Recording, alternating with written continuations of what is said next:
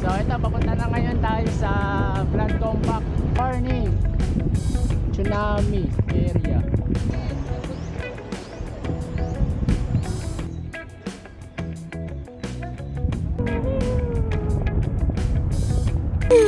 Ingat sa atin. Palamig.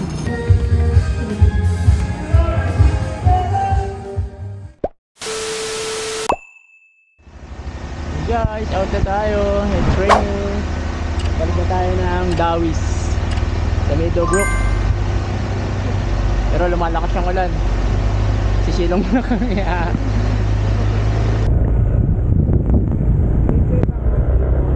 Siyempre, enjoy. Island boy. Masarap pag paddle. Na-enjoy ko yung paddle saka yung pagpunta natin din sa Firefly. Though hindi gaano marami pero nakaka-enjoy yung experience.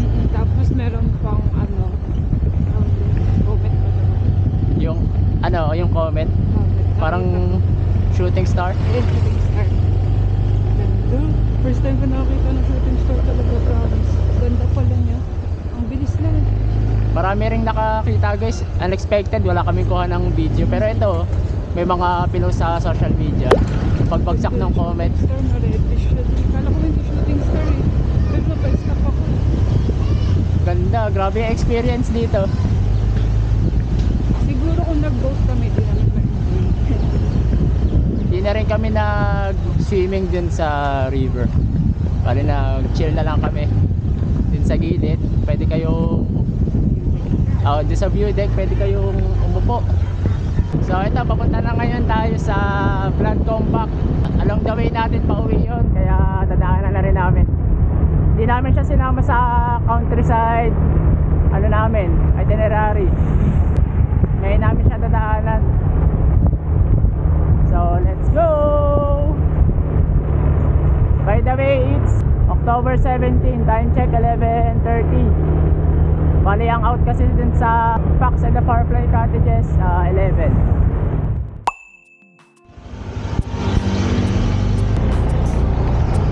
Blood Compact site.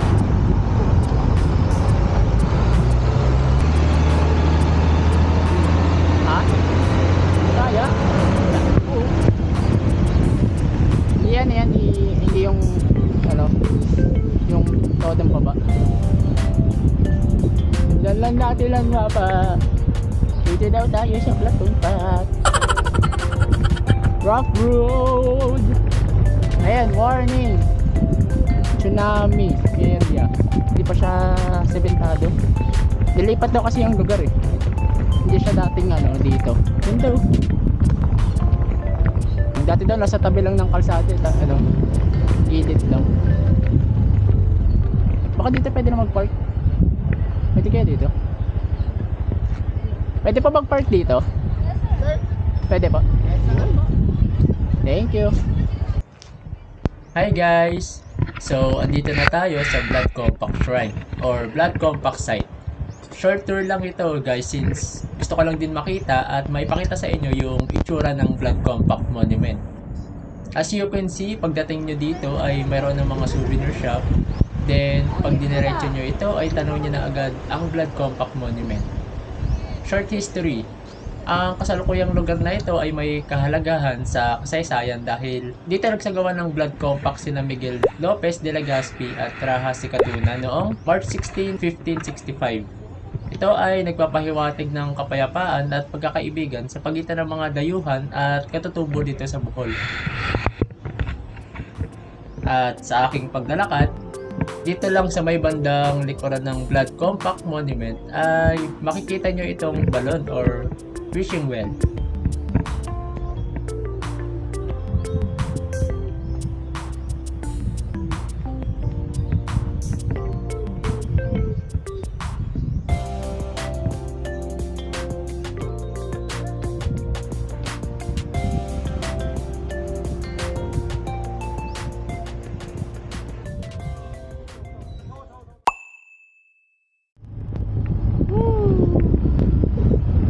Ganda.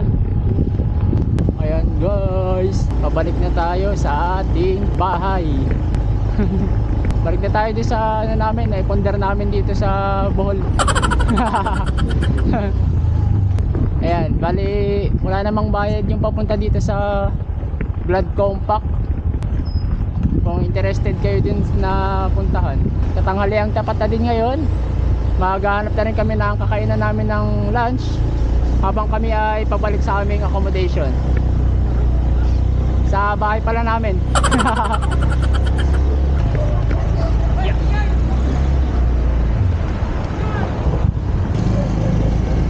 Let's go!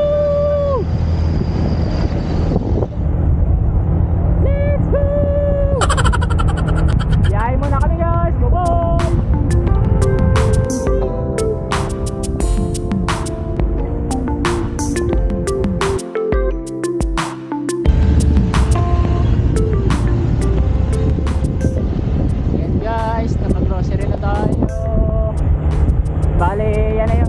Lulutay natin sa pang-araw-araw natin para tipid.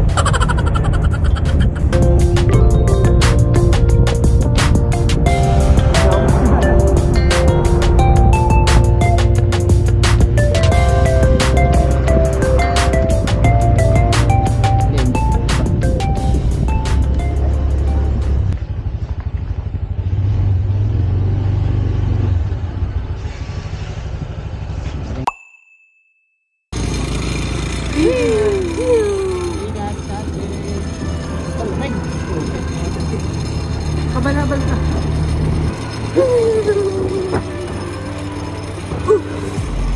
Oh, kasi big. Buti naka-jacket ako.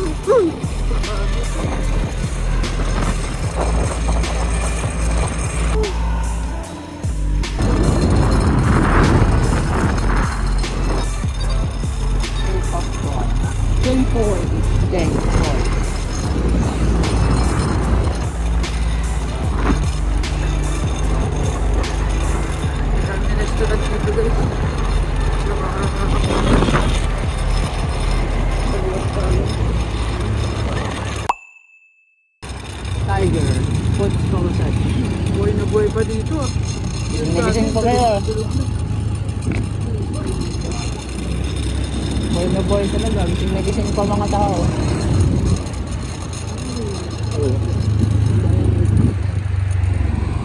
Now hiring. Apply mo muna. Apply ka muna dong. Gong spa. Goong spa. Uy, Jollibee Mac to. Jollibee Mac to. Jollibee Mac. Jollibee Mac to tayo. Hanap tayo parking dito. Gusto ko mag-park. Din, bawal dito. Police dito. Wala ko na mag-park eh. Sa loob. May parking fee ata eh. Takarin na lang natin pag lalabas tayo. Magkano? Yeah. Magkano po? 25. 25. May bala ka? Meron.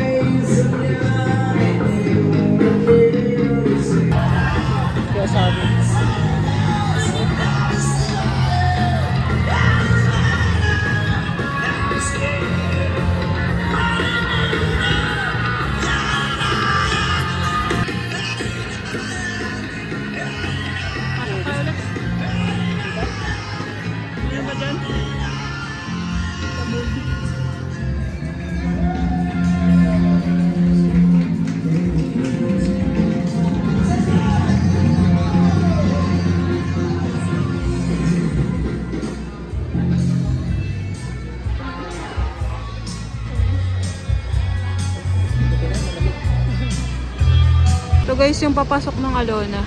Yan. Then, McDo, Jollibee, Tricycle. Saan punta? Jollibee lang? Diyan lang. Jollibee lang? Jollibee. Yan natin yung Jollibee. Jollibee pang lang.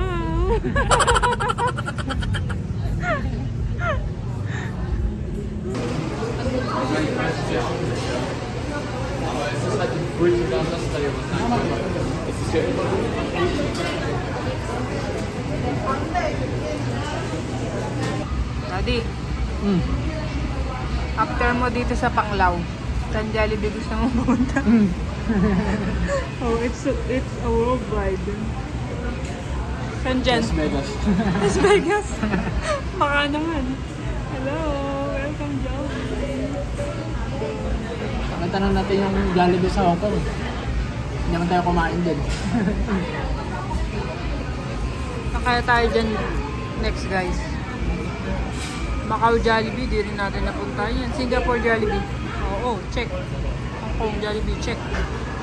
Thailand Jollibee, wala. Wala. Sa Thailand, wala. Kasi bawal sila sa kanto. Claiming tayo dyan guys. Kung ano man dyan, yun yung Philippines.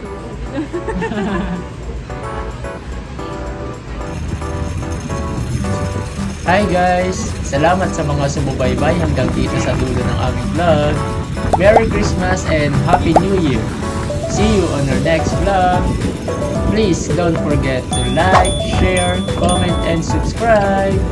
Bye-bye!